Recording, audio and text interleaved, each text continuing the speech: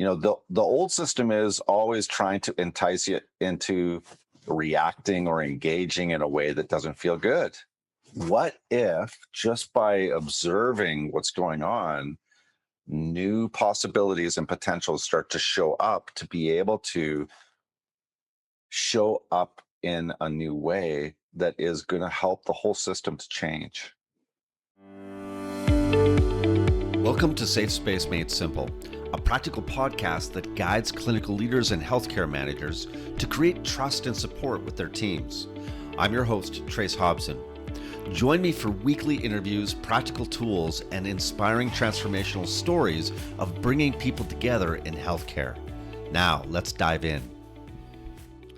Hi, everybody. Welcome to Safe Space Made Simple, the podcast that was created for clinical leaders, managers, and executives who want to generate a safe space for themselves and for their teams in healthcare. Now, if you're working in healthcare today, you are probably one of the people that are listening to this show that want to change the system from the inside out. And you probably want to create an environment where people feel excited to come to work. They feel safe with their team when they get there, and then they go home feeling energized by the meaningful work that they did for their time at work with people that they care about and that care about and support them. When we have that kind of an environment, we might leave work tired from a lot of things that we're doing, but we're also leaving energized for the rest of the areas of our life that we want to live and be our best in. To create that kind of environment, we need to shift our thinking and our own system so that we can have a systemic ripple effect on the people around us. And then we can invite others and enroll others into that same kind of dynamic so that we can experience a systemic shift. And that shift goes beyond just our workplace. The systems that we are experiencing in our body and in our lives and in our relationships happen everywhere. We're talking about our family systems, we're talking about our relational systems, our community systems, and we're talking about work. And the one constant, the one variable that's the same everywhere you go is you. I believe that systemic work starts from within our own neurobiological system. And when we become aware through presence, listening, and powerful questions, we can begin to work with that energy inside of us to have a very dynamic effect on the people around us and on the environments we are navigating all the time. And inevitably, when we are in those dynamic environments, those complex situations at work or at home, we're going to encounter disagreements and conflicts and resistances within ourselves that invite us to work with what's going on inside. But how do we actually do that? Several years ago, my family and I decided to do something intentional to change the relationship systems within our family with my sister, my mom, and my dad and I.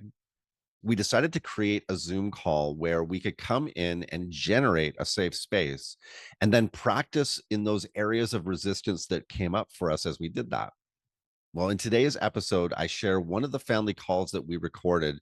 We talk about the ways in which we're showing up with each other and how that's beginning to have a ripple effect on other parts of our family. We also talk about how to work with that resistance within ourselves so that we can do our inner work and lead from the inside out rather than looking outside of us and trying to control what's happening over there with people, places, and things or projects. This applies really well to systemic work at home or systemic work at work. The only system that you truly have any control over is your own. And I'm talking about your neurobiological system, your nervous system, the level of connection that you have and congruence and awareness you have inside with presence, listening, and powerful questions. As you work with that inner resistance, you begin to see a ripple effect that happens in your relationships as well as in collectives or teams or families. At least that's what we discovered in our family call, and what I also discovered in my work in different organizations and in healthcare. Now, today's episode is also videotaped as well. So if you want to access through the YouTube channel, you can do that. That might be a bit more interesting for you to listen to and to watch. And in this episode, my sister and I have a conversation about a disagreement that comes up between us in this particular call. And we use that opportunity to flesh out a couple of different concepts: the Heisenberg principle, the uncertainty principle, as well as the 4 levels of engagement that was created by Alan Seal, the founder and director of the Center for Transformational Presence. In the conversation, I guide my sister through an exercise with this. And then we also reflect a little bit as a family about what this means and how we can apply this and what our experience is with it. Now, I'm trusting that you'll be able to translate this into your own context, whether it's your personal life or your professional life, whether it's your family system or it's your system at work. And as you're listening, if you have any questions, write them down and reach out to me on LinkedIn or by email, and I'll be glad to have a conversation with you. Now, without further ado, let's get right into the show. And so I want to revisit a tool, and that is the 4 levels of engagement. Because whenever anything happens, we have the dialogue that's going on inside of us as things happen. So the first one is drama. And actually, if you got a piece of paper, pull out a piece of paper and just draw a big box like this on it. So just like draw 4 quadrants, just like that. Okay. Sort of like a... Kind of like the Jaharhi window. Have you heard of that, Trace? Okay, so what you're doing right now, I'm going to just point this out and be really overt with you. You're comparing what's happening in the now with something that's familiar for you from the previous or the past. Now, there's nothing wrong with that, but just notice that, because there's an automatic resistance to something new happening whenever you compare it with something old. Well, I wouldn't call it resistance necessarily. So I think it's also locating myself in the new. Right. So learning forward is learning from a completely clear space compared to learning from what you've learned before, because that defines it in a way that maybe cuts off new awarenesses, because you can only see it through the Jahard model, or you can only see, oh, that reminds me of that time back in, 94 when I did this, or that reminds me, this is not wrong. There's nothing wrong. It's just that it does define things from the past learning rather than from the present, which is now letting go of. One of the standards that often happens in spaces is that we learn forward, not backwards. So that means that even though it's the mind of the beginner or the mind of the child as well, which means that you let go of anything you know about a subject to discover something new. Does that make sense? It does. I don't know if I agree with your perspective. Wow. So you don't agree with me? Of it. Well, I know you are very solution and forward orientated, and I am very past and origin orientated. So for me to understand something, I always draw from what I know. And I think it's almost impossible to not have some kind of colored lens on when you're learning, because your past will always inform what you're doing. Who you are today is based on what you've experienced. So in quantum physics, they talk about, just trying to look up the Heisenberg uncertainty principle. So the Heisenberg uncertainty principle is the idea that you cannot measure location and speed at the same time. You can only, and you can look this up, the Heisenberg uncertainty principle is that you can only measure location or speed. You can't measure both at the same time. So what that creates is this idea that things are either in stasis and frozen so that you can analyze them, or they're in flow and wave form so that they're moving. And so we do this really subtly in our thinking with many different things. Perception and reality are shaped by what I'm describing right now. So when you look at something that's happening in the now and you define it to ground yourself for whatever reason, again, none of it's wrong.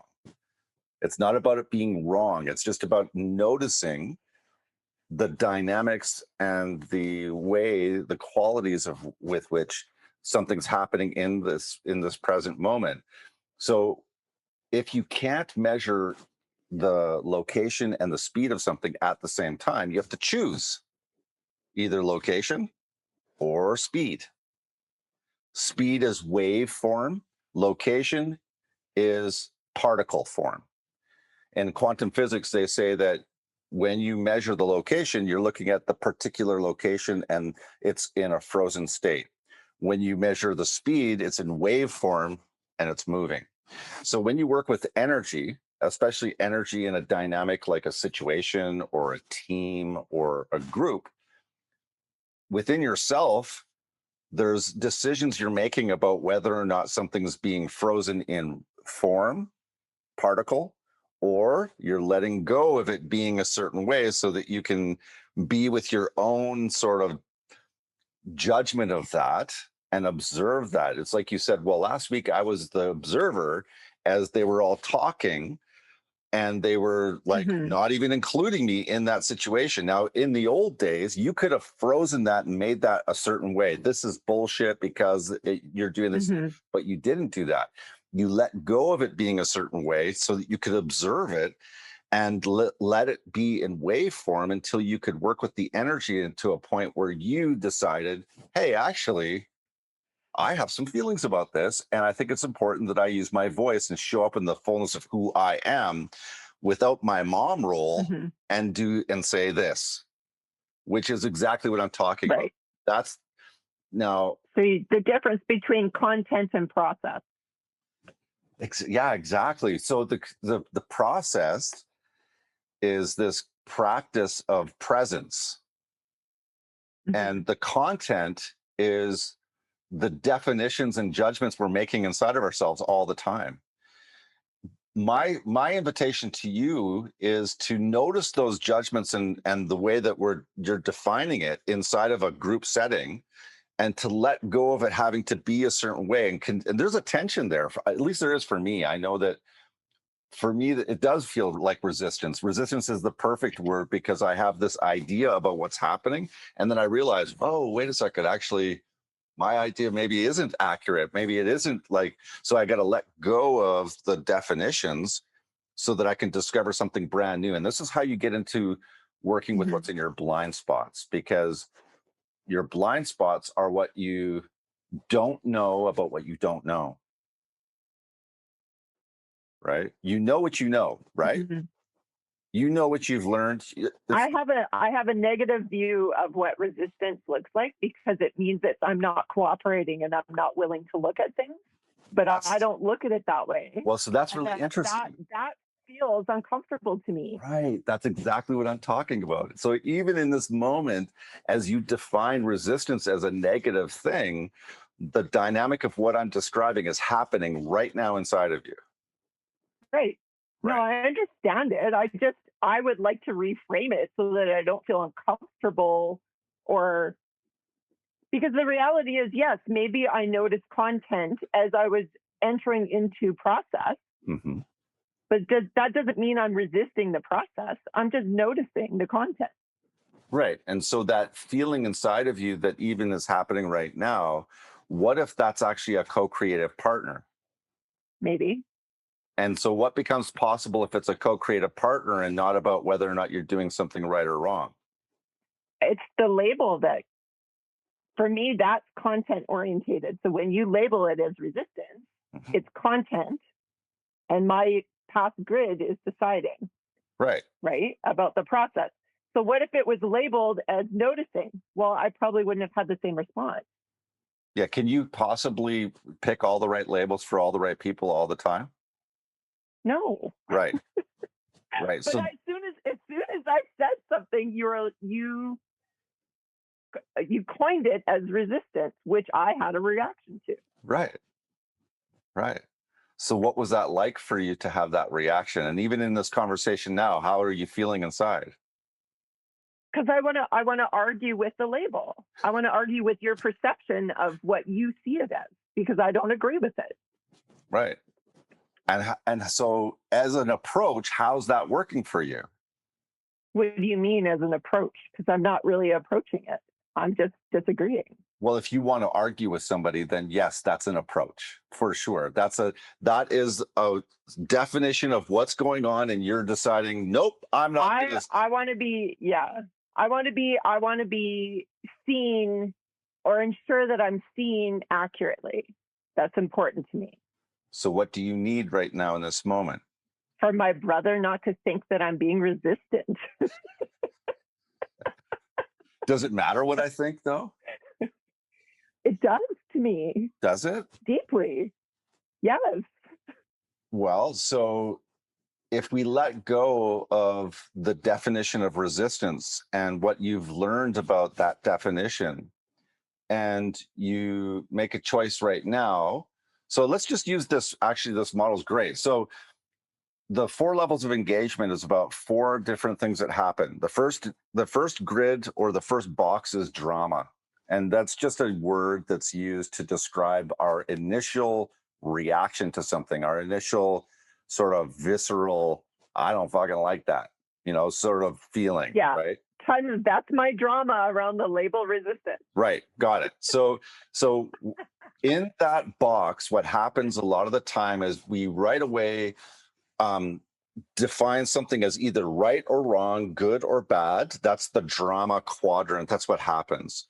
And we often will want to either point a finger at somebody else or at ourselves and say, yeah, it's a pushing against energy. It's like pushing against, you're going upstream at that point. That's how it feels, right?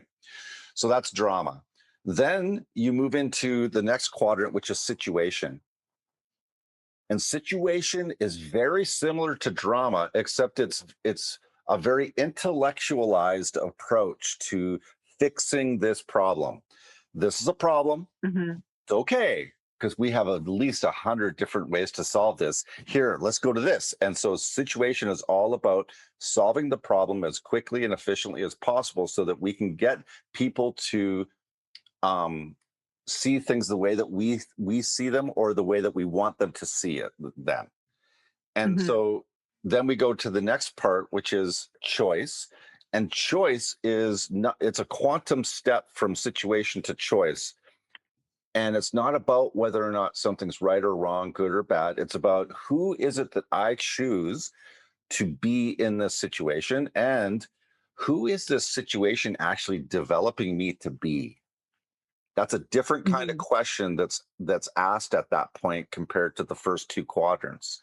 And then the last one is, hey, what if this is a vehicle for my consciousness and my evolution? What's the opportunity here for me?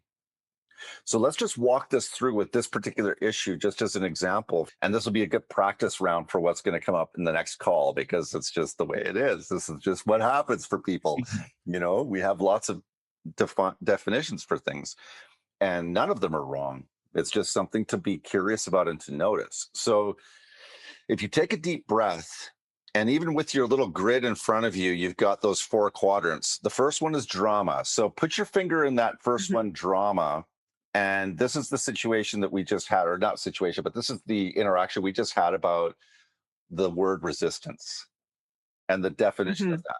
So so just take a deep breath into drama and how that felt for you in your body and in your reaction. What was that? What did that feel like for you when it first happened? I was angry. Yes. Okay. And frustrated. Okay. Yeah. So take a deep breath into that and just notice that. What was some of the language that was there in that quadrant in your mind? Those are really that you don't understand me and you're judging me. Got it. So just take a moment. And how does that feel in your body when you consider all of that? It's very heavy and constricting. Got it. So take your finger off, do this, just kind of wipe it off. And now put your finger in situation, which is the next part of this, which is, okay, I'm feeling all of this heaviness and I'm going to fix this quick. I'm going to fix it. So take a deep breath into situation and notice the way it feels to now to intellectually fix this problem. And take a deep breath into that. Now, how does that feel when you take a deep breath into that? In some ways, it's a little bit liberating because I feel the opportunity to explain myself. Right. So it does feel like it's a little bit less heavy than drama. And then you start to explain Mhm. yourself. So you used some of the words and some of the things and the model of the different things. So take a deep breath into now you're explaining. And how does that feel as you are explaining? It's still somewhat frustrating Right. So just notice because that. I don't think my needs are being met. Right. Exactly. Totally get that. So take your hand off of that, shake that off. That's a visceral kind of example of how that feels. Now we're going to take a quantum leap into choice.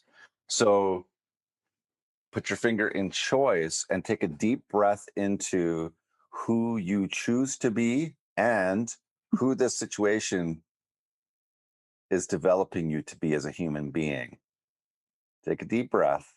It was right there, and then you let it go.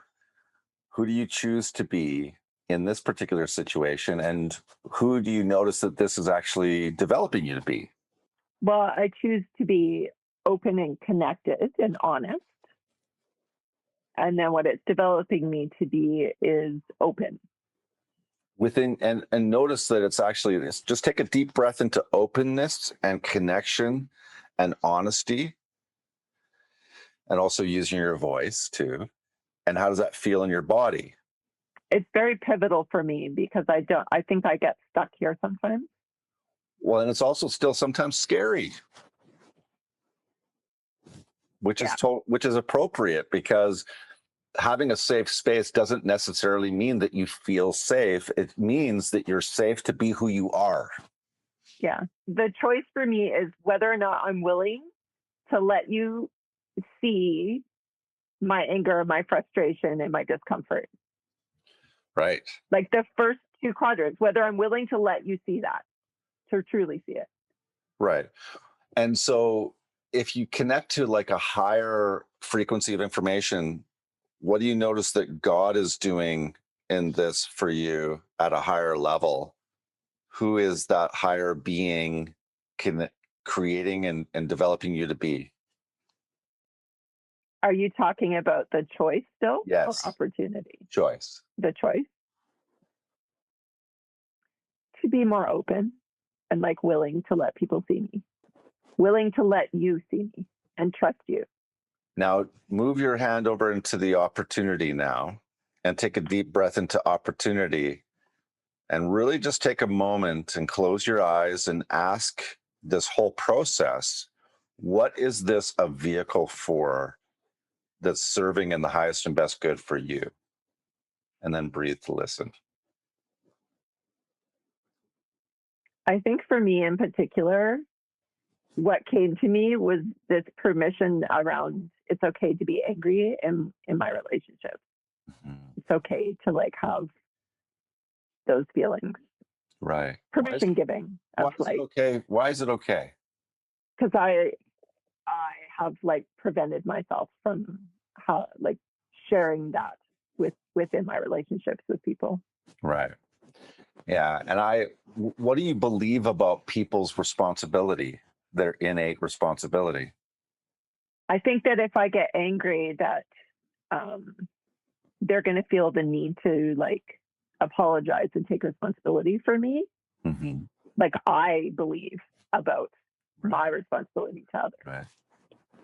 Which also is connected to that whole piece about perception too, because as you believe that, it also shapes the way that people show up for you, because that's your perception of what's going on. But as soon as you go, okay, wait a second, I'm actually responsible to be who I am, to be open, to be connected, to be real, to be truthful.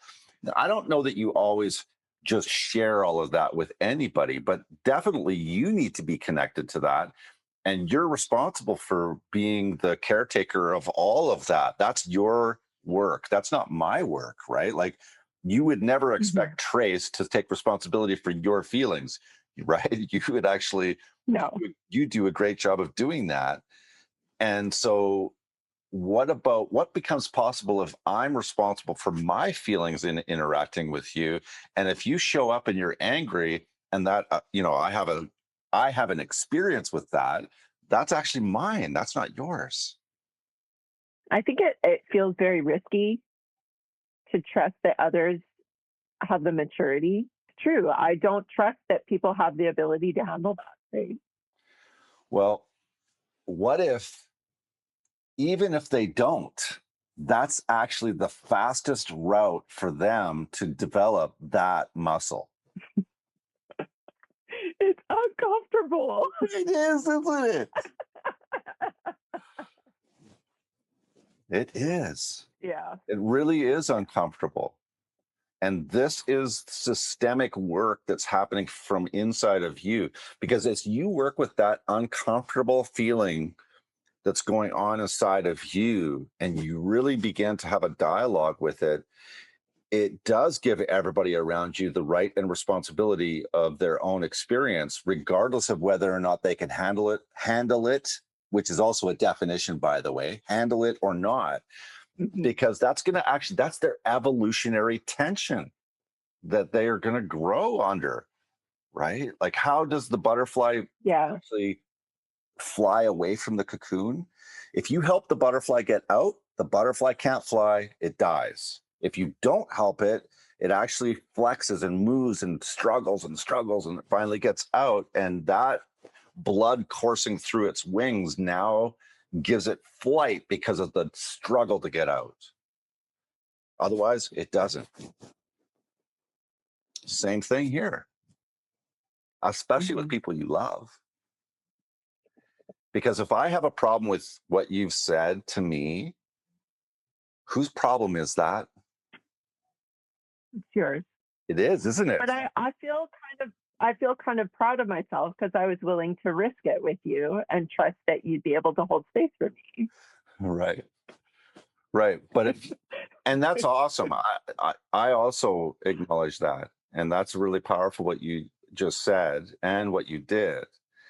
And there are times when, regardless of whether or not somebody can handle it, I'm still responsible to be honest and open and trust a bigger power Yeah. than that other person. Because that Mm. other person may not have the capacity, but what wants to happen might be for me to say something that is going to be uncomfortable for them and for me, right? and Mm. and I think part of the journey is that, Yeah. you know how does that feel for you? Yeah. I agree. And it's very freeing, like in the moment, it's not always that freeing. No, it feels like But it, I get it intellectually, but in the moment, it's super like there's a tension there, right? this is why I call it resistance, because for me, I'm resisting this natural flow of what wants to happen because I am uncomfortable, or I am anticipating the other person is going to be uncomfortable, and I'm filtering myself and I'm sort of dampening who I am to try and manage that. That never works. It's Hmm. always exhausting, and I'm getting in my own way. You know what I mean? So that's why I Yeah. call it resistance. Yeah. It makes sense now that I understand your definition of it. Yeah. Tapping Like into it does. Like it makes total sense. Hey, just a quick pause to today's podcast. Are you having a challenge as a clinical leader with one or more individuals who you find activate you on your team? Or maybe you're noticing that oftentimes you want to be able to communicate with people, but in the heat of the moment, it's difficult for you because you're having a difficult time regulating yourself. Well, I totally understand this. This has been some of the biggest challenges in my life as a leader and as a human being. And so I created a free resource for clinical leaders, nurse educators, and healthcare executives called the Relationship Regulator. It's a mini course that will show you step by step a framework that may serve you very powerfully in this area. So if you want to download the Relationship Regulator for free, click in the show notes and you'll find that resource for you today. Now, back to the show. We're tapping into some universal principles here that have nothing to do with me or you. They're at a higher level. Like and back to the Heisenberg principle, you can't measure the location and the speed at the same time. And so that asks us to let go of locating and defining something and just allow it to be in waveform. That tension inside of you is like tempting you to like define it or to like lock it Mhm. down, but then you were like leaving it. No, I'm not going to go there. That's a trap. I'm not going to go there. And then what emerged was this other dynamic where you could actually show up.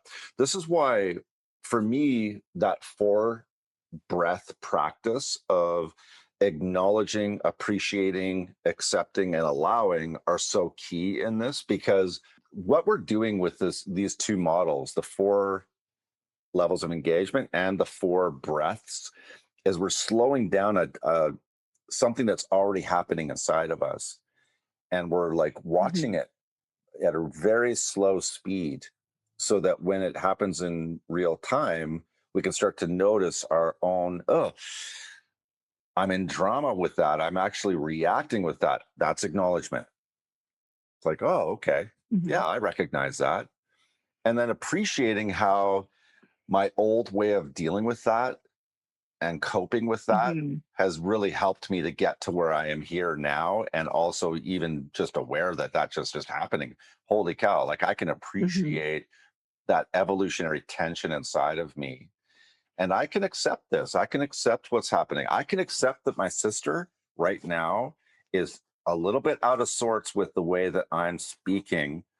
That's a problem for her. I can tell she's having a problem with me or what I've said. And so I can accept and let go of having to have that be different in any way. That's not easy work. That's actually like, I mean, I love my sister. I don't want her. I don't, same things go inside me too, but I'm just going, okay, I acknowledge that. I appreciate that that old way used to work. I'm going to accept it and let go of it having to be different in any way. And now I've created a safe space for me and for you to show up in the fullness of who we are, not comfortable. And I'm allowing what it is that wants to happen on a higher level to the best of my ability. Now, on a good day, in a good moment, you know, this is a practice. This is Mhm. not, a linear thing. This is a very dynamic, flowing thing that's always happening. What are you making of this, Ma? I love it. I think of so many times where uh, I've been in the drama and the situation, and I've explained myself and kept quiet, um, and it's like a piece of you just goes away, Mm. and you afterwards you think, oh, I just should have said something. I didn't gain anything by trying to manage the situation, and I didn't manage the situation, and I didn't show up the way I want to. I didn't say that in the past, but uh, and you do yourself a disservice. You walk away from the situation or the conversation and you say, oh, I wish I'd done that better. So you kind of get down on yourself. The other dynamic with that is that you definitely do yourself a disservice. But I think that what's really dropped for me the last couple of years with this is that, because I love people and want to support people to be their best too, I used to think that by trying to manage the situation, I was somehow helping others. But in fact, I'd get the opposite result and then be completely confused because I'm trying to help. But even though it's uncomfortable, what I'm noticing more and more is that it actually serves the other human being way more when I stop trying to control what's going on and really let go of it, and to the best of my ability, practice presence from the inside out, if that makes sense. Yeah, yeah, it does. Yeah, it's quite liberating. There's a lot of relief. Yeah, there is a lot of relief, isn't there? Whether I even have an opinion. I certainly understand and see that there are times when you get a conversation where I don't really need to be here. But I also know that, and out of all of this, one thing I can kind of grab hold of is letting go. like the letting go part. I have found in my life that letting go has been one of the greatest tools and positive movements that I've ever been able to take care of or be a part of. You know, letting go is so much easier than fighting. Fighting is usually not very productive. No, no, fighting against anything is resistance, and it isn't productive. It's not good for us, and it isn't natural for us either. Oh, and out of it all, you want to be able to have an expression of your own opinion, but you want to be able to do that safely. Hmm. And lots of times, if you need to think ahead a little, and if you realize that that expression of your opinion is going to harm or hurt or not be productive, not be worthwhile, then it's best to just let it go. And Mhm. chances are other opportunities will come up anyway. Well, I really feel like safety, the way we're describing it, is different than what is typically talked about as safety in a safe space in the world, because the misconception is that a safe space means that I'm going to always feel safe. And that's not true, right? The truth is that a safe space is about me showing up in the fullness of who I am and speaking out what it is that I feel compelled to say. And I was conditioned for a long time to believe that I couldn't do that. It wasn't okay for me to do that. So a safe space feels a bit counterintuitive because I want to feel safe, but at the same time, speaking my truth oftentimes feels risky or scary, right? So that's a bit of a misconception. And then I go, okay, well, feeling safe is about generating safety from within me as I listen and work with the energy of what's going on in any given situation. The relief that I began to feel when I work in this way inside of myself generates safety for me, regardless of what's going on for the other people around me. That's a big important piece, I think, for me, because then it's not about what you do or say, it's about me and how I generate my own safe space. Now, I also have the benefit of, choosing to have support from people that are like-minded and are holding a space for me, and all of that's true too. So I don't want to, minimize that, because I think that's really important too. But ultimately, we all stand somewhat alone in life and have to actually stand on our own 2 feet and go, all right, here I am, and being secure within myself, I found, comes from generating a safe space in the way that we're describing it today on this call. It seems like generating a safe space is allowing yourself to show up authentically without any pretext. Yeah, like that's easy. Right? Like you come up against yourself all the time. I come up against myself all the time with that. Yeah, Yeah. The tricky part is I don't even know that it's there. I'm in my blind spot. And sometimes when you're in a family, you've got these systems going that you've done for years and years and years. So you can step in line or you can show up. So I really feel like what you're saying now is very important for seeing how to change a family system. And it's done in a very different way than I think that I've ever heard before in the world. So as those family systems of communication and interactions are going on and they don't feel good, they're not working, and you feel like it's risky to show up in the fullness of who you are, being able to slow down to the speed of your presence and observe all of that and to work with the energy inside of you in that moment and acknowledge it and appreciate it and accept it allows something new to happen. The old system is always trying to entice you into reacting or engaging in a way that doesn't feel good. What if just by observing what's going on, new possibilities and potentials start to show up to be able to show up in a new way that is going to help the whole system to change? They might not like it. Well, let's talk about us. Did we like it at first? Did you guys like it at first when we started working this way 5 years ago? Right? Not at all. And yet, man, I'm pretty grateful we did. So I want to acknowledge Alan Seal and the work that he does with this, because what I love about Alan's work is that he brought it down into really simple forms, and the 4 levels of engagement is an example of one of those forms. Drama, situation, choice, opportunity helps to really define very quickly what it is that's going on inside of us. And I think that because of the simplicity and the power of those tools, his work has been very pivotal for me and really helpful for me to put language to this.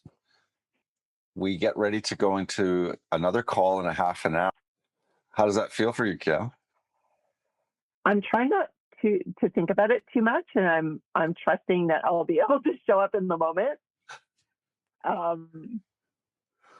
Just because I feel like I want things to be different for me in this system.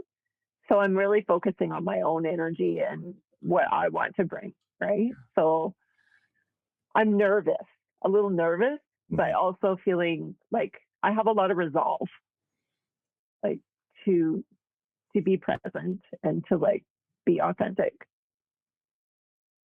Yeah, that's awesome. Yeah, I think everybody feels that way on that call, that they want things to be different as well. And everybody's doing what they do to try to get that to happen.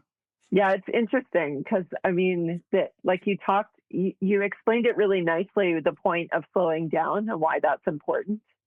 And in order to be able to like notice it when you're in the moment of those, like being aware. And you can't do that unless you slow down and you actually kind of recognize what's happening. And I really noticed when you left the call that the pace like really amped up. Yeah, there was some discomfort with the idea of it being slow, I think. For who? For you or for others? I think just for our whole system, my whole system with me and the kids. Like it just felt like that was difficult, but it definitely challenged the system. 2 things. So the letting go of the agenda is, for me, a constant practice all the time. It's like, and I don't even realize I have a hold of the agenda until I look down and I go, oh, I have an agenda again. It's there again. Where did it come from? My hands were just empty a second ago, and now they're filled with an agenda again. What the actual F? So that letting go of the agenda is always happening, and it's happening from my blind spots a lot of the time. Even in my definitions of how things are happening. And this is where it's very subtle. Like when I define things from my previous experiences and all those different things, it's like my agenda of how this is occurring for me, right? And so letting that go is a constant practice.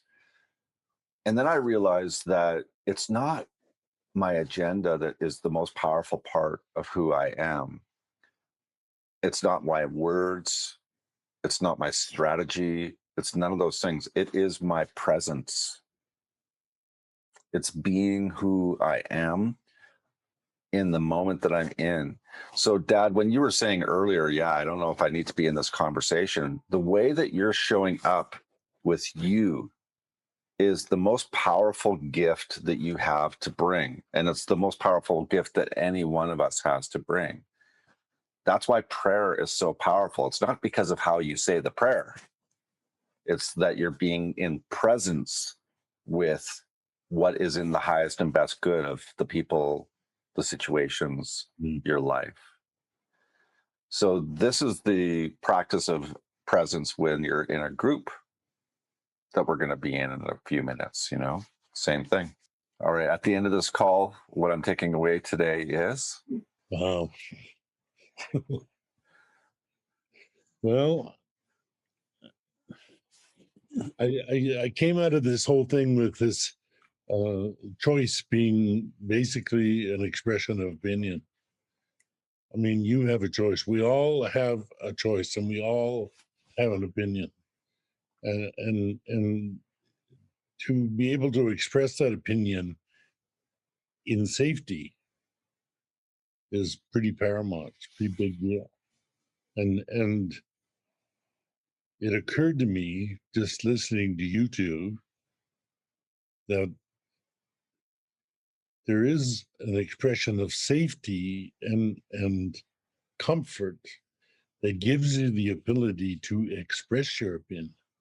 Just watching you two, even though Kim was angry a little bit, and sometimes Trace was a little anxious because he didn't like that. He did the last thing in the world he wants to see is you be mad at him. I understand that so well. You've accomplished so much in your relationship. It's really a privilege to watch and be a part of. That's what I'm taking away. I'm taking away that Joe is a gift.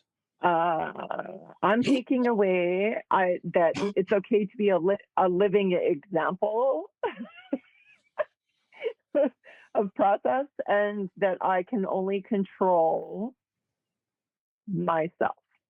Yeah, I'm taking away that we can trust a higher power that has our backs no matter what. Mm. I really rely on that. And the older I get, the more it seems that I rely on that. I don't need to understand. I don't need to do anything. I just need to trust. Yep. Awesome. Okay. Well, I love you guys. We'll see you next week. Thank you so much for listening. I'm trusting that episode served you and that you're going to be able to pull some nuggets out of there that will help you at work or at home. And again, if you have any questions that bubbled up for you during this episode, feel free to reach out to me by email or on LinkedIn. Thanks again so much for listening and supporting this work. And remember to be a safe space. Thank you again for getting to the end of this podcast.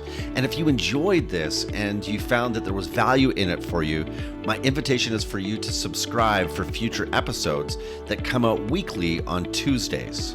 Thank you again, and I'm looking forward to being with you next time. Now remember to be a safe space.